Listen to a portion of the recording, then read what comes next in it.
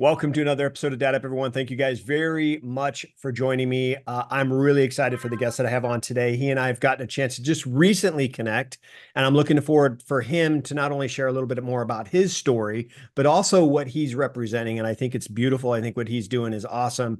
And he's really getting into the community, and he's got a lot of support behind him as well. But my good friend, Mr. Kevin Riley, has joined me on Dad Up. Welcome to the show, brother.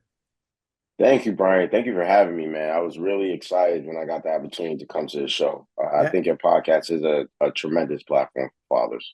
Awesome. Thank you very much for that. Yeah, it's I started the podcast really off of my own sense of anxiety and stress. And what I mean by that is I have two boys, and I know you've got a couple kids yourself. You had three kids, right? Is what you said? Three kids? Yes, three Uh, kids. Yes. I have two boys, and they're both grown adults now, out of college and all that kind of stuff. And when my youngest was a senior in high school, I have been so involved in my boys' lives growing up. I coached every single one of their sports teams that they were on all the way up through high school. Like I was the dad that was at every single sporting event, every single school event, every single open house, every single field trip. I was that dad. And when my younger son hit his senior year, I was like, wow, my older son at the time was off in college. And I told my wife, I said, wow, Brett's about to graduate high school. He's going to go off to college. And then it feels like my dad journey has come to an end because it's like, what's next? I mean, like, Yeah. obviously our dad role never ends, right? We're always going to be dad, Correct. but it felt like, okay, my wife and I did what we were supposed to do. We raised two awesome kids. They're going to go off into the world and do their thing. And as much as I was looking forward to being an empty nester, I was also like scared to death. I'm like, crud, being a father is all I know. It's all I Yeah. do. It's all I'm used to. Now what? And some people were just telling me, you know what, you really should start a podcast for other dads out there and really help them Yeah. inspire dads around the world and kind of change the dynamic because unfortunately I mean, the statistics, right? There's a lot of statistics out there with fatherless homes, and there's a lot of statistics out there with dads that just plain and simply aren't involved, even if they are in the Yeah. home. And then you got the other side of the coin that says, hey, dads are really what they are, babysitters. That's pretty much it. Like mom goes and she has to run errands, so dad takes care of the kids while she's doing that kind of stuff, and we're known as the babysitter. And my goal was really to just kind of change the dynamic Yeah. of what fatherhood is all about and make it part of our role. We have kids, Yeah. and our job is to be a dad and to be good and to be in present and all those sorts of things. And then someone like you who's come along and you're a council member and all that, and you've got some things going on in your world outside of your house, but at the same time, before we started recording, Kevin, you're telling me, I asked you if you're watching football and you said no, not today. And I said, oh really, why aren't you watching football? And you said, because I'm working with my kids on their homework and stuff like that. I'm helping them out with their homework and stuff. Yeah. That's being present. That's like saying, hey, football's off to the side right now, you're more important.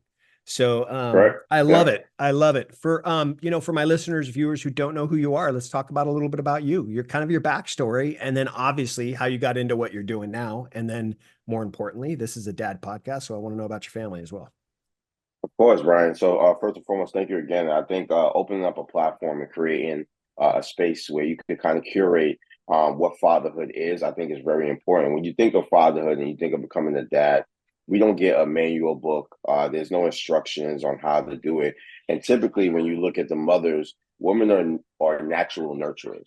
Mhm. They know how to nurture, children, raise families. They've been doing it for decades. When you Mhm. come to fathers now, a lot of the times we don't have that example around us. And we kind of gravitate to coaches. You talked about coaching. A lot of people who didn't have father figures in their household who played sports growing up. I played basketball and lacrosse growing up. So there were different coaches within my lifetime who I gravitated to when it comes to fatherhood. So just to step back a little bit, my name is Kevin Riley. I'm 36 years old, born and raised in the Bronx. I'm currently a sitting New York City council member. I've been in office for the last 3 years, and I've been working in politics for the last 16 years, straight out of college. Becoming a council member was a tremendous deal because when I did an internship with the Speaker of the New York State Assembly, Carl Hastie, and I was trying to figure out what my next occupation was. He said that you could run for office. I believe in you. You could represent this community. And why that was so important for me. And I want to I want to backtrack to when I was 7 years old. My father, Dr. Rowley, who we have a tremendous relationship, we talk every single week. He was incarcerated majority of my life. So a lot of the Mm, times when I used to go visit him, I used to visit him in jail. So when I used mm, to see black men, I used to see a lot of black men in jail. I thought that was going to be where I was going to end up. So fast forward, when I was working in government, I worked for Carl Hasey, who then became a big brother, a mentor to me, and stated that he sees me and sees so much potential in me. That was something that really uplifted me and elevated me. And once he said those words to me, he said those words in 2014.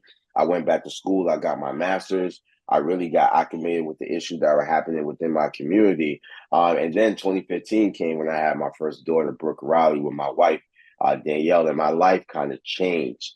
And mm, at that time, the founder of the Dad Gang, Sean Williams, who's my brother, my fraternity brother from Kappa Alpha Fraternity Incorporated, he was in the supermarket, and he had a second daughter at that time.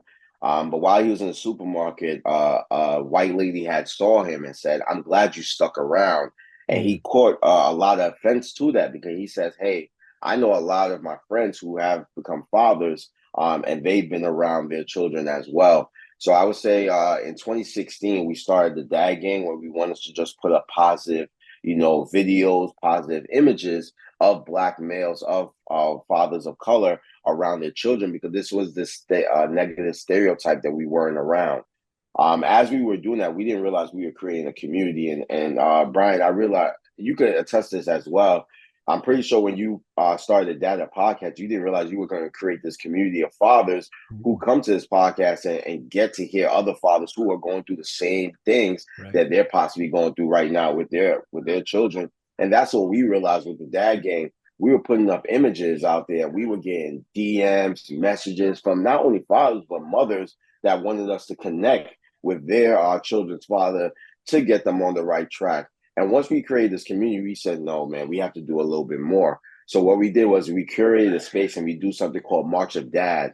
And we go around different states. We actually came to California. We did it at Los Angeles on Slauson Boulevard. We just did it in Atlanta. I'm not with them this weekend because I had to stay in New York City because I had an event yesterday in my district. But we did it in Atlanta. Next weekend, we're going to be in DC. And what we do is we go around to monumental landmarks within different states, and we organize Black fathers or any fathers to come together. And when you see a bunch of fathers with strollers, grandfathers, with their grandchildren, you just see so much fatherhood in one specific important location within the state. It really empowers you to know that fathers are here. Even though we aren't natural nurturers, even though we never got a manuscript, we are still here. And what this did for me is I had three beautiful children, Brooke, Kate, and Caleb. Brooke is 9, Kate is 5, and Caleb, my son, is 2. And what I was able to do with them was we created our own first children's book, which we released on September 6th, which is called Hopping Through Life, Tales of a Fatherless Father, where I kind of broke down some of the trauma that I personally went through as being their father. And I would love to, dive more into that, as we go. But I don't want to keep rambling. No, no, no. You're absolutely fine. That's great. That's great. I think it's cool that you guys are going around the country. Man, I wish I would have known about the LA because I'm just a little east of LA where I Yeah, live in Inland Empire area. And the next time that you guys are kind of doing those things in this area, you need to make sure you hit me up because I would love to be involved in some way or to you'll help out in definitely that. be at our next one. You'll Awesome. definitely be at our next one. Awesome. That's great. Well, cool. So what has been the message that you've been given in that starting this community? Obviously you're getting a lot of support and a lot of positivity from other dads out there. You even said moms as well, which is great. What has that message really been for you as a dad yourself? I think, and to go back to what we were talking about with teams, Hmm. I think, man, we grew up playing a lot of sports, no matter what the sport is, and it always gravitates to teamwork. It always gravitates to coaching. And what we realized with the Dad Gang is creating a tribe of individuals, of fathers that could kind of lean on each other whenever they're going through hardship Mm, is very important.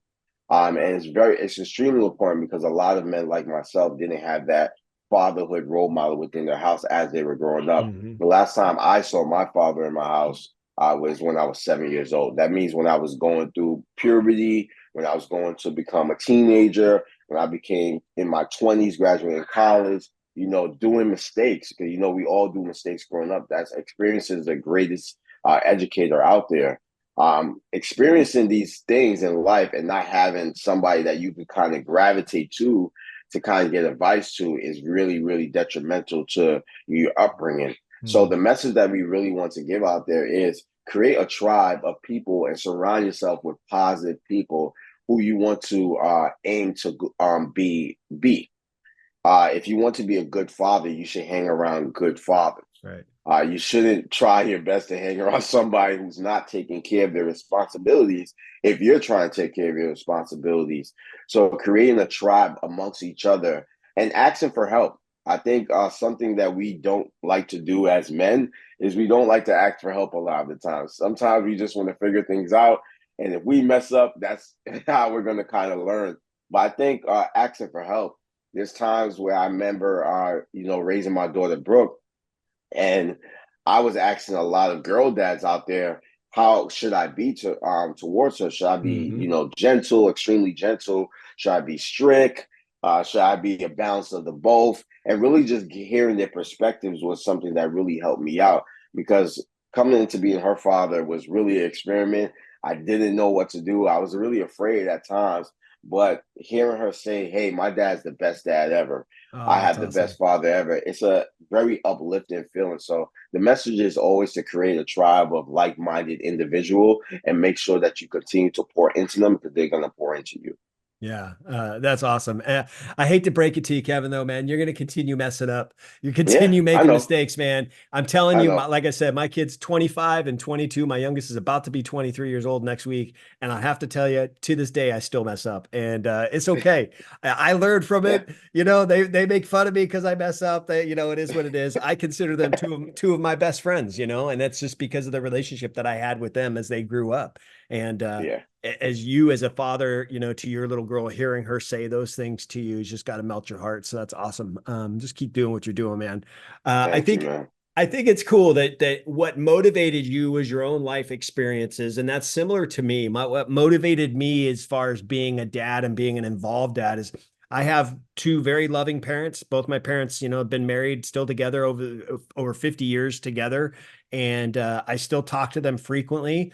But one of the things that my parents struggled with as I was growing up was they were, they're blue collar workers. They were living paycheck to paycheck. They were constantly Yeah. working. They had two or sometimes even three jobs that they were working to put food on the table for, my sister and me. And it was like they weren't ever there.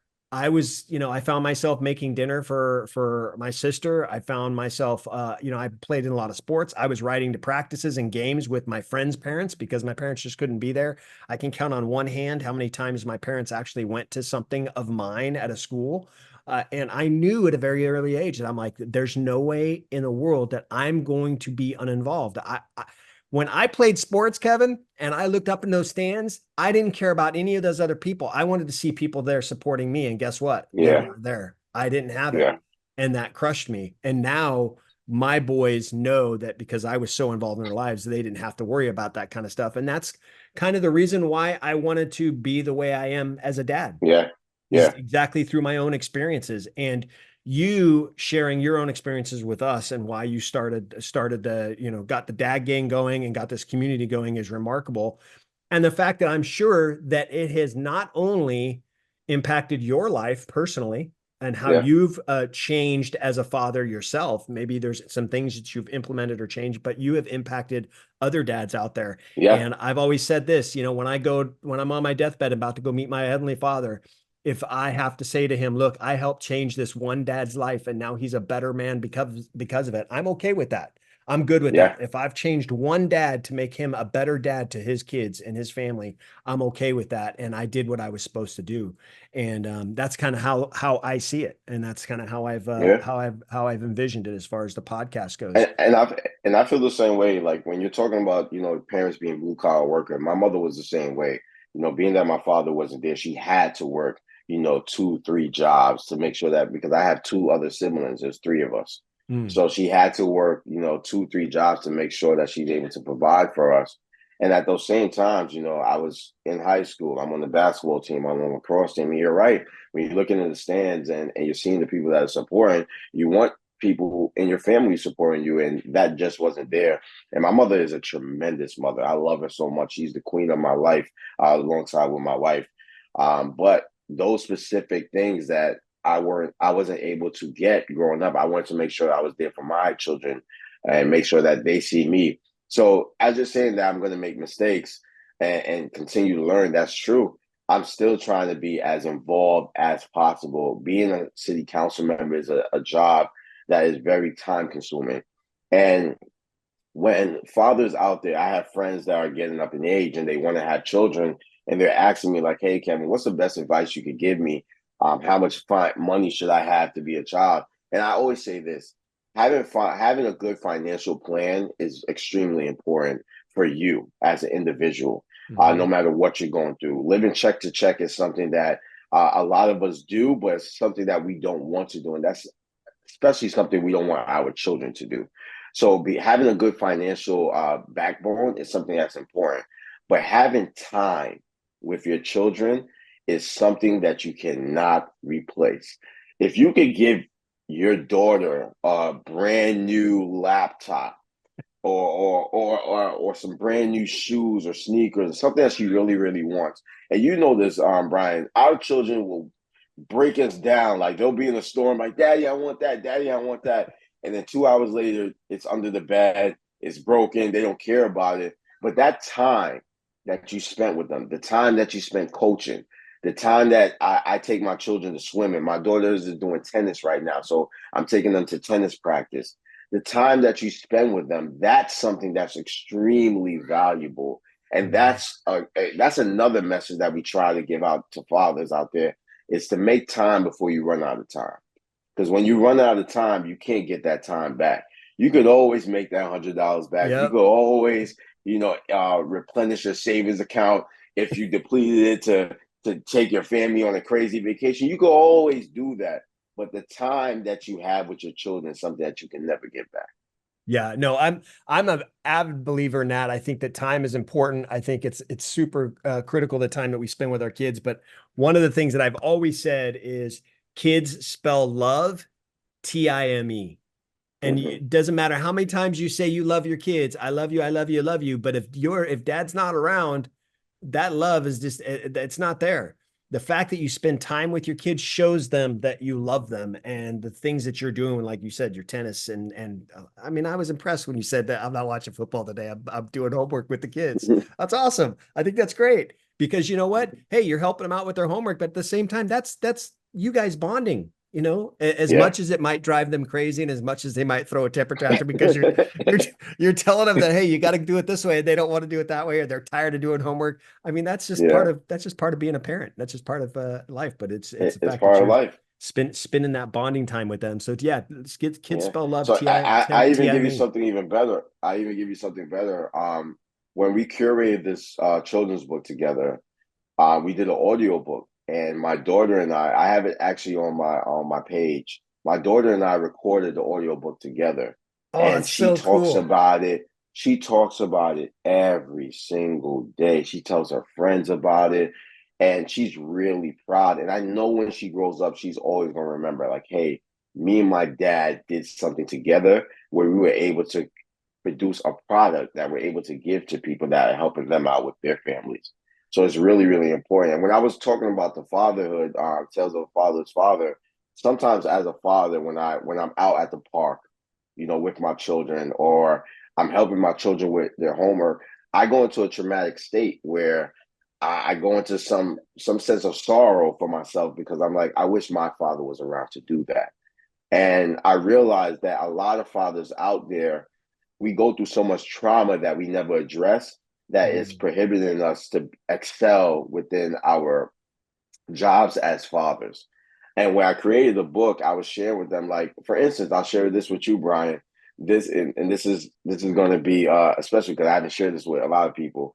So this summer, I actually took my children to Disney World for the first time, but it was also my first time going to Disney World. I've never been to Disney World, and we stayed at a resort, a water park resort that was off Disney World. And as we're driving on, you see the Disneyland sign. I start bursting out in tears, like crying, full blown tears. And my daughter's seeing this. She's like, "What's going on, Daddy? You're right." She's there excited. She's like, "Daddy, you're right." And I couldn't speak. I was so choked up, I could not speak. And my wife is in the back, like, it's an accomplishment, when you could take your kids to Disney World, because not every family is able to take their kids to Disney World. And Daddy's never been here before, and he wish he had the opportunity to go as a kid. But even that situation is, I am learning and healing from my trauma by being a great father to my children, and having them understand that, hey, I've went through this trauma, but this is what's leading me to be an amazing father. I think that's important for them to understand, because they can understand why I'm the parent I am today, because I didn't have this growing up. Something like how you stated, like, hey, I didn't have my father able to come to the games. I didn't have my mother being able to come to the games, but I was able to be a part of my children's teams as the coach. So I'll make sure that I'm at every game. I'm not only at every game, I'm cheering them on, and I'm also coaching them. I think that's very important. So it's really important that time is something that we're spending with our children more than money. I would say that. Right. Do thinking about you establishing the dad gang and getting out in the communities and stuff, has there been any success stories? Maybe somebody's come up to you and go, you know what, Yes. guys, I got to tell you, I started following the dad gang and I got involved in the community event, and you guys have changed my life for this reason. This, like, can you share a specific Yeah. success story? So I'll share the first one that I received. There was a father, and I won't say his name out of respect, but there was a father that he didn't have a great relationship with his child's mother. They dated for years, had a child, were together for like a year after the child was born, and then split. At that time, he wasn't spending as much time with the child as possible, because the mother started dating another person, and he didn't feel comfortable being around the mother. We started posting. This happened in about 2018. This was like 2 years after we did the dad gang. We did our first march. He saw the march, and what really gravitated to him is he saw the march, and he saw his friends that he usually hangs out with, not doing parent stuff, but just hang out with. But they were there having a blast with their children, because our first dad link up was at a small location, a Brooklyn-owned lounge in Brooklyn, and it was by a Black father. And it was just all of us there. We were eating, we were doing doodles, we were having fun. But we made a video, and like everyone's in the video. You see kids looking at their fathers, like smiling, the father looking at the children smiling. Like the video, it was like 1,000 different feelings in that video. And he said when he saw that picture, he really, really broke down in tears, because he said that his child was now 3 years old, and he didn't have the relationship with his child that he believed that he should have the relationship. And it was a daughter. So he was a girl dad at the same time. And it was really hard for him to kind of gravitate that he hasn't been around. So he made the attempt, and he's made the action. And now his daughter, I believe, was that 2018? I believe his daughter is close to 10 now, I believe. And tremendous. They have a great relationship right now. He has another baby as well with his new fiance that he's with right now. And they have a great relationship with the father, the fiance, and the daughter right now. So I would say that's a very successful story that we love talking about, because it was actually showcasing how a picture and images of your friends could actually motivate you and push you to do better. Because we don't talk about fatherhood a lot of times in group chats. We talk about sports. Right. We might talk about things, women. Like we might talk about our spouses. The last thing you'll hear us talk about is, hey, my daughter went from a 2T, 3T to a 4T. Like we don't talk about things like that in the dad chat. So having conversations like that in the dad chat, because me and my friends, we talk about our children all the time. Like, hey, my child's acting out in school. Did your child ever act out in school? If my child did, I would give some advice on what you should do. Mm. instead of being a vocal, aggressive parent. Try to teach them that, hey, there are consequences when you're not following rules, because if they don't understand that, they will never understand that in life.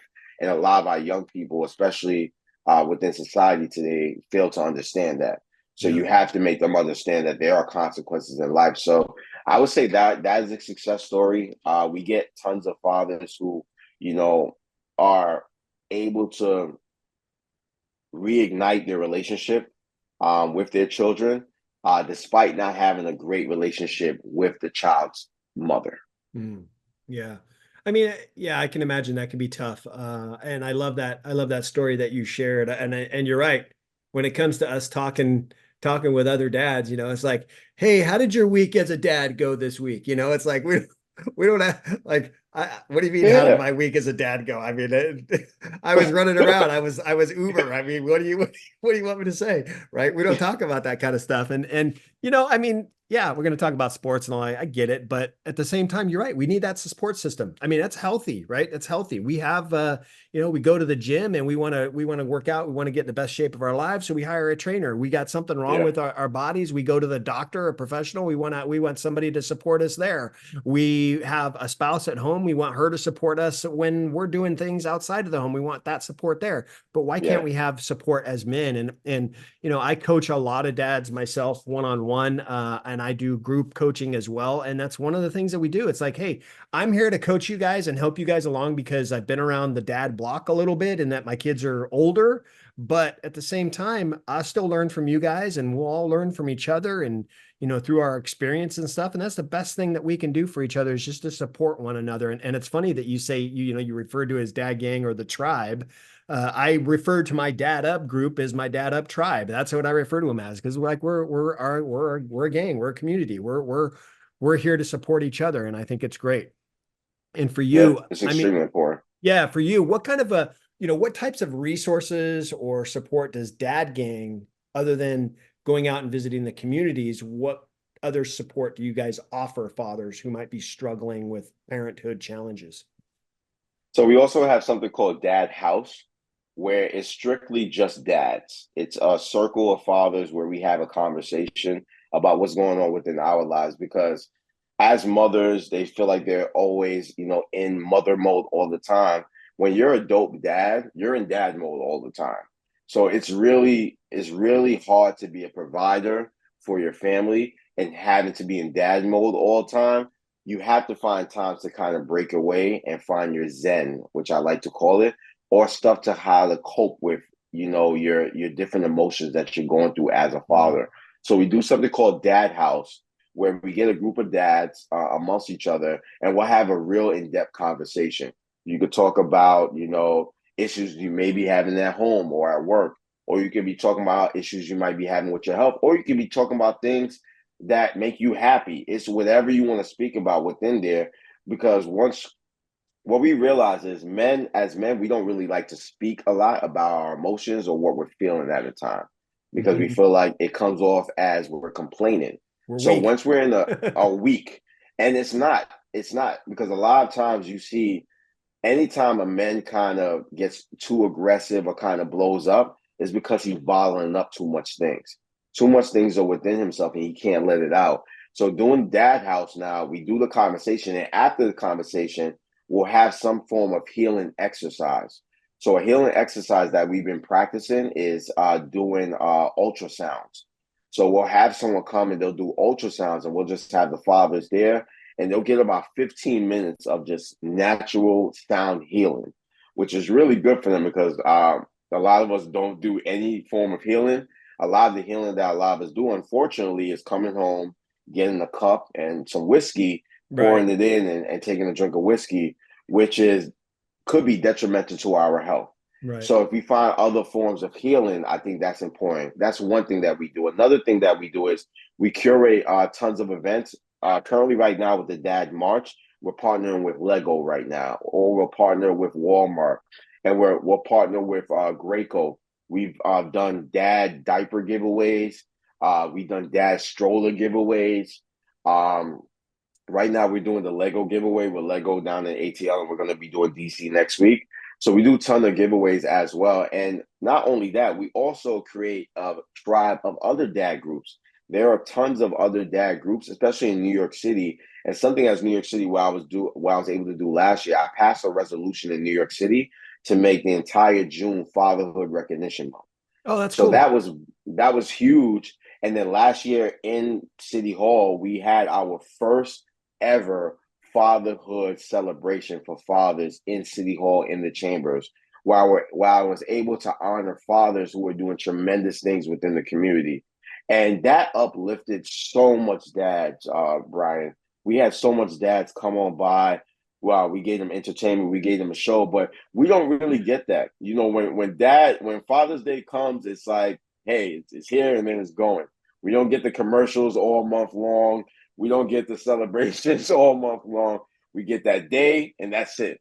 So what I wanted to do is like really showcase the fathers, like, hey, you guys are important.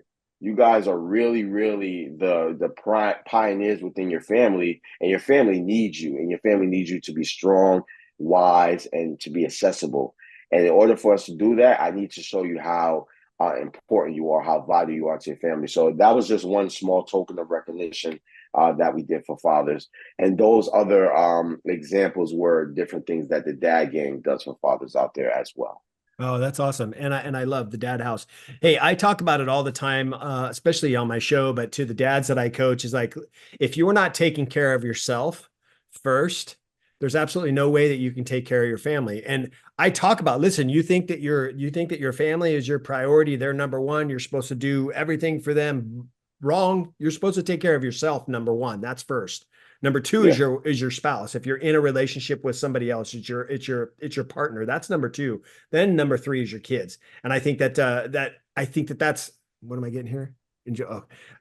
I think that that's part of the what we're supposed to do as fathers. And one of the yeah, things you talked about with partnering up with Lego, I think is great. That's one of the things that I'm proud to say that I actually do that. I don't partner, but I play with Legos as a mental way to help me keep me mentally sound. I mean, it just helps me to keep focused mentally. nice, And then I work out. I'm an avid runner. I run tons of marathons and all that kind of stuff. So that's my other way to kind of take care of my health.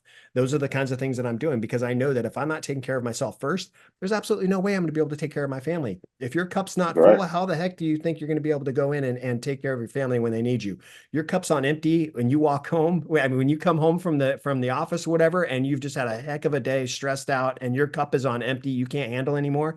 Guess what you're going to walk into? You're going to walk into complete chaos. Things are awry. Kids are screaming. Yep, Mom's stressed out because she's dealing with it. And then what do? You typically will either shut down or you'll blow up. Right? Those are the two ways yeah, that you go about it. And one of the, I mean, you addressed it earlier about dads run away from it by picking up alcohol. It's either alcohol or pornography or gambling or cheating. I mean, all those other things come into play, and that's the kind of stuff that we can't have as a community. So I think it's correct. super cool. Let me ask you one more question, and then I want to make sure I'm respectful of your time and let you go. But when it comes to media, because you're talking about being involved in the community, you're talking about representing your community not only in through the city but within your own state and other states as well.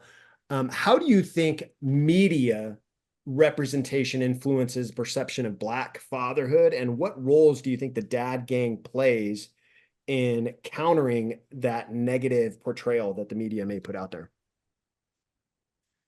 This is a very I dense know, question I know. of how I want to answer it because I have a love-hate relationship with media. Right. And I'll tell you why. I think media has a very important role in shaping society.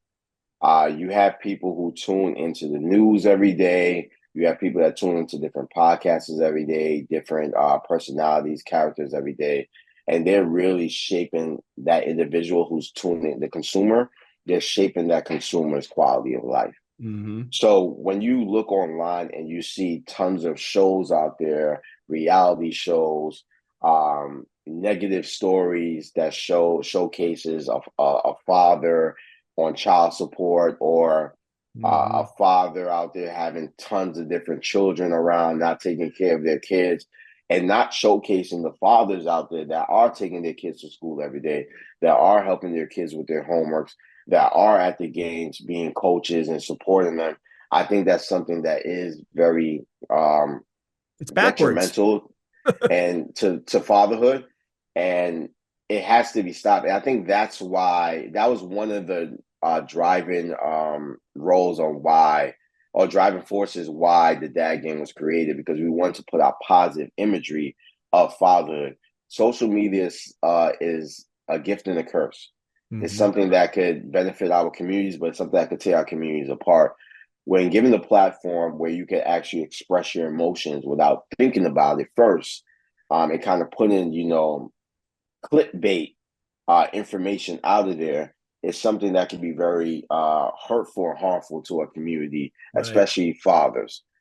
So if you're out there and you're having an issue with your child's father and you're putting that out there, and then you're looking in the comments like, oh God, here go black men again, not taking care of their kids, and all that just feeds into other men looking into that, like, all right, there's other black men out there not taking care of this, or the other men out there not taking care of the kids. Why should I?